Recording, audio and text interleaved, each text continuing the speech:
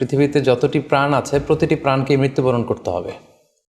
সূরাত আলী ইমরানের 185 নম্বর আয়াতে আল্লাহ তাআলা ইরশাদ করছেন, কুল্লু নাফসিন যায়িকাতুল মাউত।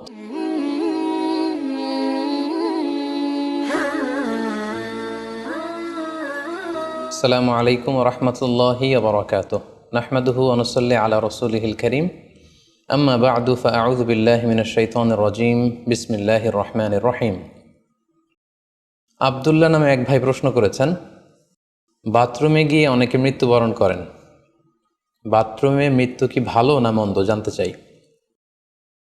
প্রিয় ভাই আব্দুল্লাহ, আপনার এই প্রশ্নের উত্তরে বলবো যে পৃথিবীতে যতটি প্রাণ আছে প্রতিটি প্রাণকে মৃত্যুবরণ করতে হবে। সূরাত আলী ইমরানের 185 নম্বর আয়াতে আল্লাহ তাআলা ইরশাদ করছেন, কুল্লু নাফসিন যায়িকাতুল মাউত। অর্থাৎ প্রতিটি আত্মাকে মৃত্যুর স্বাদ আস্বাদন করতে হবে। আমরা পৃথিবীতে যারাই এসেছি আবার এই পৃথিবী থেকে বিদায় নিতে হবে, আমাদেরকে মৃত্যুবরণ করতে হবে। এটা হচ্ছে চিরসত্য বা মহাসত্য, এবং এই চিরসত্যটি কম বেশি আমরা সবাই জানি। কিন্তু আমরা কোথায় মৃত্যুবরণ করব এ ব্যাপারে আমরা কিছুই জানি না। কিভাবে আমাদের মৃত্যু ঘটবে, কোন প্লেসে কোন জায়গাতে আমরা মরব এ ব্যাপারে আমরা কিছু জানি না। এবং সে ব্যাপারে সূরাতুল লোকমানের 34 নম্বর আয়াতে আল্লাহ তাআলা ইরশাদ করছেন, ওয়ামা তাদরি নাফসুম বিআইয়ি আরদিন তামুত ইন্নাল্লাহা আলিমুন খবীর। অর্থাৎ কোনো মানুষই জানে না, কোনো প্রাণী জানে না যে সে কোন প্লেসে কোন জায়গায় মৃত্যুবরণ করবে। এ ব্যাপারে শুধুমাত্র কেবলমাত্র আল্লাহ তাআলাই জ্ঞান রাখেন। ইন্নাল্লাহা আলিমুন খবীর, তিনি মহাজ্ঞানী এবং সব ব্যাপারে তিনি খবর রাখেন।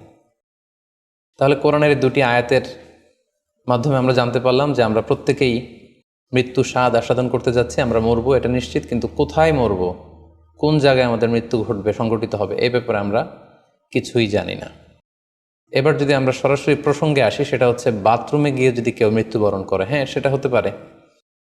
বাথরুমেও কেউ মৃত্যুবরণ করতে পারে, এবং অনেক সময় আমরা শুনেছি যে বাথরুমে অনেকে ইন্তেকাল করেছেন, মৃত্যুবরণ করেছেন। এখন এই বাথরুমে মৃত্যুবরণ করা এটা ভালো কি মন্দ এটা তিনি জানতে চেয়েছেন। আসলে বাথরুমের ভেতরে কেউ মৃত্যুবরণ করলে এটা ভালো মৃত্যু নাকি খারাপ মৃত্যু এ ব্যাপারে কোনো হুকুম দেওয়ার বা ডিসিশন দেওয়ার সুযোগ আসলে আমাদের নেই, কারণ এ ব্যাপারে ইসলাম আমাদেরকে কিছু জানায়নি। কারণ নিছক বাথরুমের ভেতর মৃত্যু যদি হয় তাহলে এটা খারাপ মৃত্যু বা খারাপ সাইন, সে জাহান্নামে যাবে, এরকম কথা বলার কোনো সুযোগ নেই। নিছক একটা নির্দিষ্ট জায়গায় কারণ মৃত্যুর কারণে এটা খারাপ মৃত্যু বা ভালো মৃত্যু বলে আসলে কোনো ধরনের সিদ্ধান্তে আসা যায় না। কারণ বাথরুমে নানাভাবে মানুষের মৃত্যু হতে পারে। কেউ হয়তো অজু করতে যেয়ে বাথরুমের ভিতরে মৃত্যুবরণ করেছে, অথবা কেউ গোসল করতে যেয়ে মৃত্যুবরণ করেছে, এটাও হতে পারে। অথবা প্রাকৃতিক কাজ সারতে যেয়ে বাথরুমে তার মৃত্যু হয়েছে। এর কোনোটির ক্ষেত্রেই এই মৃত্যুটি খারাপ মৃত্যু এভাবে কোনো সিদ্ধান্তে আসা যাবে না। সিদ্ধান্তে আসা যাবে এভাবে, অথবা ধারণা করা যাবে, প্রবল ধারণা করা যাবে এভাবে যে সে তার জীবনটা কিভাবে কাটিয়েছে। তিনি যদি ঈমানের উপর থাকেন, ইস্তেকামতের উপর থাকেন, আল্লাহ এবং আল্লাহ রাসূলের উপর দৃঢ় বিশ্বাসের উপর থাকেন, তিনি যদি সৎ কর্ম করে থাকেন এই পৃথিবীতে, তাহলে তার বিদায়টা, তার মৃত্যুটা ভালো মৃত্যু হয়েছে বলে আমরা প্রবল ধারণা রাখতে পারি। কিন্তু কে জান্নাতি হবে আর কে জাহান্নামী হবে এ ব্যাপারে শুধুমাত্র আল্লাহ তাআলা ডিসিশন দিতে পারেন। এক্ষেত্রে অনেকে একটি হাদিসের মিস ইন্টারপ্রিটেশনের কারণে এই ধরনের ধারণা করে থাকতে পারেন, যে হাদিসটি সহিহ বুখারীতে এসেছে। আল্লাহর হাবিব সাল্লাল্লাহু আলাইহি ওয়াসাল্লাম বলেছেন, ইন্নামাল আমালু বিল খাওয়াতিম। অর্থাৎ মানুষের কর্মফল নির্ধারিত হয় তার শেষ কাজের উপর ভিত্তি করে। তার শেষ জীবনটা যদি ভালো হয় তাহলে তার মৃত্যুটা ভালো হয়েছে বলে ধরা হবে। এই হাদিসের মিস ইন্টারপ্রিটেশনের কারণে অনেকে হয়তো ধারণা করতে পারেন যে বাথরুমের ভেতরে কারো মৃত্যু ঘটলেই সেটা খারাপ মৃত্যু। আসলে ব্যাপারটি এমন নয়। হাদিসে যে বিল খাওয়াতিম বলা হয়েছে, এর ব্যাখ্যা এসেছে যে বিল খাওয়াতিম মানে হচ্ছে মা ইয়ামালুহু ফি আখিরি হায়াতি। সেটা শেষ জীবনে কি কাজ করেছে সেটার উপর ভিত্তি করে তার মৃত্যুটা ভালো নাকি খারাপ এটা নির্ধারিত হবে। অনেকের এমন হতে পারে যে জীবনের শুরুতে তিনি ইসলামকে মানতেন না, আল্লাহকে বিশ্বাস করতেন না, কিন্তু শেষ জীবনে এসে তিনি বিশ্বাসী হয়েছেন, তিনি সৎকর্ম করেছেন এবং সেটার উপর অটল থেকেই তার মৃত্যু হয়েছে। সেক্ষেত্রে আমরা প্রবল ধারণা করতে পারি এবং আশা করতে পারি যে তার মৃত্যুটা ভালো হয়েছে। কিন্তু নিছক বাথরুমের ভেতরে যদি কারো মৃত্যু ঘটে এই কারণে এটা ভালো মৃত্যু নাকি খারাপ মৃত্যু সেই সিদ্ধান্তে আসা যাবে না। তবে কোরআন সুন্নাহ আমাদেরকে কিছু আলামত বা সাইন দিয়েছে। এই সাইন বা নিদর্শনগুলো খেয়াল করে আমরা বুঝতে পারি যে কারণ মৃত্যুটা ভালো মৃত্যু হয়েছে নাকি খারাপ মৃত্যু হয়েছে। সেক্ষেত্রে শুরুতে আমরা আলামাতু সুইল খাতিমা, কারো মৃত্যুটা খারাপ কিনা বা মন্দ মৃত্যু বা মন্দ বিদায় কিনা সেটা আমরা শুরুতে শুনবো। সেক্ষেত্রে আমরা যদি কোরআন সুন্নাহর দিকে তাকাই তাহলে দেখব যে কোরআন সুন্নাহ আমাদেরকে জানিয়েছে কেউ যদি আত্মহত্যা করে মৃত্যুবরণ করে তাহলে এটা আমরা বলতে পারি যে এটা একটা খারাপ মৃত্যু ছিল। কারণ আল্লাহ রাসূল সাল্লাল্লাহু আলাইহি ওয়াসাল্লাম ইরশাদ করেছেন, সহিহ বুখারীতে এসেছে, মান কতালা নাফসাহু বিশাইইন উযযিবা বিহি ইয়াউমাল কিয়ামা। যে ব্যক্তি তার নিজেকে যেই জিনিস দিয়ে আত্মহনন করবে বা আত্মহত্যা করবে, কিয়ামতের দিন তাকে সেই শাস্তি দেওয়া হবে। লেটসে কেউ যদি ছুরি দিয়ে স্ট্যাবিং করে তার প্রাণ হনন করে, জাহান্নামে সে কেবল জাহান্নামের ছুরি দিয়ে নিজের পেটের ভেতরে এরকম ছুরিকাঘাত করতেই থাকবে, এটাই হবে তার শাস্তি। কেউ যদি বিষ পানের মধ্য দিয়ে সুইসাইড করে তাহলে জাহান্নামে তার শাস্তি হবে জাহান্নামের বিষ খেয়ে খেয়ে সেই কষ্ট বা শাস্তি ভোগ করবে। কেউ যদি গলায় দড়ি দিয়ে বা ওড়না পেঁচিয়ে গলায় ফাঁস লাগিয়ে সুইসাইড করে তাহলে আল্লাহ রাসূল সাল্লাল্লাহু আলাইহি ওয়াসাল্লামের হাদিস অনুযায়ী জাহান্নামে সে গলাতে শুধু ফাঁস লাগাতেই থাকবে। তাহলে আল ইন্তিহার মানে সুইসাইড, আত্মহত্যা করে যদি কেউ মারা যায় সেক্ষেত্রে আমরা বলতে পারি যে এটি খারাপ মৃত্যু ছিল, মৃত্যুটি ভালো ছিল না। তাছাড়া কোনো ব্যক্তি যদি কবিরা গুনাহ সম্পাদন করা অবস্থায় ইন্তেকাল করে, লেটসে কেউ মদ পান করা অবস্থায় তার মৃত্যু ঘটেছে, কিংবা ব্যভিচার করা অবস্থায় তার মৃত্যু ঘটেছে, কিংবা কারো উপর সে জুলুম বা অত্যাচার করছিল, এরকম বড় কোনো কবিরা গুনাহ সম্পাদন করা অবস্থায় যদি কারো মৃত্যু ঘটে যায় সেক্ষেত্রে বলা যেতে পারে যে মৃত্যুটি খারাপ ছিল।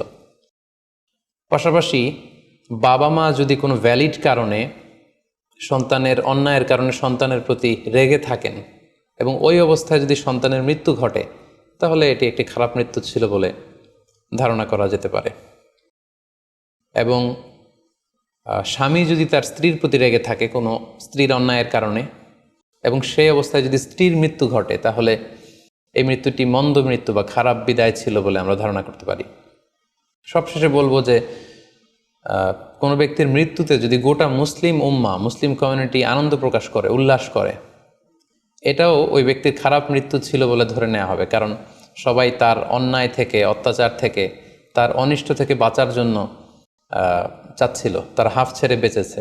সো মুসলিম উম্মাহ যদি, গোটা মুসলিম উম্মার ভালো লোকরা যদি কারোর মৃত্যুতে আনন্দ প্রকাশ করে তাহলে তার মৃত্যুটা খারাপ মৃত্যু ছিল বলে ধরে নেওয়া যাবে। এই সমস্ত আলামতগুলো যদি আমরা খেয়াল করি, এগুলোর ভিত্তিতে বলা যেতে পারে যে তার মৃত্যুটা মন্দ ছিল, তার বিদায়টা খারাপ ছিল। এবার আমরা যদি হুসনুল খাতিমা অর্থাৎ ভালো বিদায়, কোনো ব্যক্তি যখন আমাদের থেকে বিদায় নিল, মৃত্যুবরণ করলো, তখন আমরা কিভাবে বুঝবো যে বিদায়টা ভালো ছিল এবং এই লোকটা আশা করি যে জান্নাতি হবে, এটা আমরা কিভাবে বুঝবো? প্রথমত বোঝার মাধ্যম হচ্ছে আন-নুতকু বিশ-শাহাদাতি ইনদাল মাউত। মৃত্যুর সময় যদি কেউ আল্লাহর জিকির করা অবস্থায়, আল্লাহকে স্মরণ করা অবস্থায় কিংবা শাহাদাত বাণী পাঠ করে যদি মৃত্যুবরণ করতে পারে তাহলে আশা করা যায় যে এই মৃত্যুটা খুব ভালো মৃত্যু হয়েছে। কারণ আল্লাহ রাসূল সাল্লাল্লাহু আলাইহি ওয়াসাল্লাম সুনানে আবু দাউদের এক বর্ণনায় ইরশাদ করেছেন, মান কানা আখিরু কালামিহি লা ইলাহা ইল্লাল্লাহ, যে ব্যক্তির শেষ বাক্য হবে লা ইলাহা ইল্লাল্লাহ এবং এই কালিমাতুত তাইয়্যিবা, এটা পরে যদি কেউ শেষ নিঃশ্বাস ত্যাগ করতে পারে তাহলে সে জান্নাতে প্রবেশ করবে বলে আল্লাহ রাসূল সাল্লাল্লাহু আলাইহি ওয়াসাল্লাম আমাদেরকে সুসংবাদ দিয়েছেন। তাহলে মৃত্যুর আগে কালিমা পরে মরতে পারা এটা একটা সৌভাগ্যের বিষয় এবং এটা একটা ভালো সাইন। পাশাপাশি বিশ্বাসী ব্যক্তিরা, ইমানদাররা যখন মৃত্যুবরণ করে তখন তাদের কপাল ঘেমে যায়, অর্থাৎ মৃত্যুর পরে মৃত ব্যক্তির কপালে হাত দিয়ে যদি আমরা দেখতে পাই যে কপাল ঘেমে আছে, সোয়েটিং, প্রচণ্ড ঘামছে, এটা দেখেও আন্দাজ করা যেতে পারে বা ধারণা করা যেতে পারে যে মৃত্যুটা ভালো হয়েছে। কেননা সুনানে তিরমিজির বর্ণনায় আল্লাহ রাসূল সাল্লাল্লাহু আলাইহি ওয়াসাল্লাম ইরশাদ করেছেন, আল মুমিনু ইয়ামুতু বিআরাকিল জাবিন, বিশ্বাসীরা যখন মারা যায় তখন তাদের কপাল ঘেমে যায়। সো অনেক আল্লাহওয়ালা ভালো মানুষের মৃত্যুর পরে আমরা এটা দেখেছি বা শুনেছি যে ইন্তেকালের পরে তাদের কপাল ঘেমেছিল এবং সেটা দেখে কিন্তু বোঝা যাবে যে মৃত্যুটা ভালো ছিল।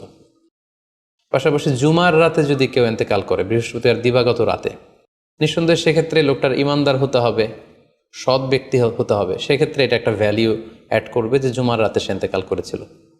রমাদান মাসে যদি কেউ ইন্তেকাল করে এটা একটা খুশনসিব তার জন্য। পাশাপাশি হজের সফরে যদি কেউ, হজের যে দীর্ঘ সফর, এই সফরে যদি কেউ ইন্তেকাল করে এটা একটা ভালো মৃত্যু বলে ধর্তব্য হবে। পাশাপাশি কেউ যদি জেহাদের ময়দানে শহীদ হওয়ার সৌভাগ্য লাভ করে, নিঃসন্দেহে এটা সবচেয়ে শ্রেষ্ঠ মৃত্যু। আল্লাহ তাআলার কাছে সবচাইতে শ্রেষ্ঠ মৃত্যু হচ্ছে শাহাদাতের মৃত্যু, এবং শহীদের দেহ থেকে গড়ে গড়ে পড়া, মাটিতে পড়া যে রক্তের ফোঁটা, এই ফোঁটাটা আল্লাহ তাআলার কাছে খুব প্রিয়। সো নিঃসন্দেহে শাহাদাতের মৃত্যু এটা পৃথিবীর শ্রেষ্ঠতম মৃত্যু। এবং সৎ কাজ করা অবস্থায়, কোনো আমলে সলেহ ভালো কাজ করা অবস্থায় যদি কারো মৃত্যু ঘটে, লেটস সে কেউ তেলাওয়াত করছিল, হি ওয়াজ রিসাইটিং দ্য হোলি কোরআন, ওই অবস্থায় তার মৃত্যু হয়েছে, কিংবা রোজা মুখে ছিল, সে অবস্থায় তার মৃত্যু হয়েছে, অথবা সেজদায় পড়েছিল, সেজদারত অবস্থায় তার মৃত্যু ঘটেছে। এগুলো হুসনুল খাতিমা, অর্থাৎ ভালো বিদায় বা ভালো মৃত্যুর আলামত। তাহলে আমরা সুউল খাতিমা এবং আলামত হুসনুল খাতিমা কোন কোন আলামত দেখে আমরা বুঝবো যে মৃত্যুটা খারাপ মৃত্যু ছিল, এবং কোন কোন আলামত দেখে আমরা বুঝবো যে এটা ভালো মৃত্যু ছিল, কোরআন সুন্নাহর আলোকে সেগুলো আমরা জানতে পারলাম। এর কোথাও কিন্তু বাথরুমের ভেতরে মৃত্যুবরণ করলে এটা ভালো মৃত্যু বা খারাপ মৃত্যু, এর কোনোটাই কিন্তু সিদ্ধান্তে আসা যাচ্ছে না। সেক্ষেত্রে সেই ব্যক্তি তার শেষ জীবনে কেমন আমল করেছে, তিনি কি ইমানদার অবস্থায় ছিলেন, তিনি কি সৎকর্ম করেছেন, তিনি কি সালাত আদায় করতেন কিনা, এগুলোর উপর ভিত্তি করে তার মৃত্যুটা ভালো মৃত্যু বা খারাপ মৃত্যু সেটা আমরা বলতে পারবো। কিন্তু নিছক কেবল বাথরুমের ভেতরে কারো মৃত্যু হলেই সেটা মন্দ মৃত্যু, খারাপ মৃত্যু, অপমৃত্যু, এরকম ধারণা করার কোনো সুযোগ নেই। আশা করি আপনি প্রশ্নের উত্তর পেয়েছেন। আল্লাহ তাআলা আমাদের সবাইকে ইসলামকে সঠিকভাবে বুঝার, জানার এবং সে অনুযায়ী মানার তৌফিক দান করুক। হাযা মা ইনদি ওয়াল ইলমু ইনদাল্লাহ আলাইহি তাওয়াক্কালতু ওয়া ইলাইহি উনীব। ওয়াসসালামু আলাইকুম ওয়া রাহমাতুল্লাহি ওয়া বারাকাতুহু।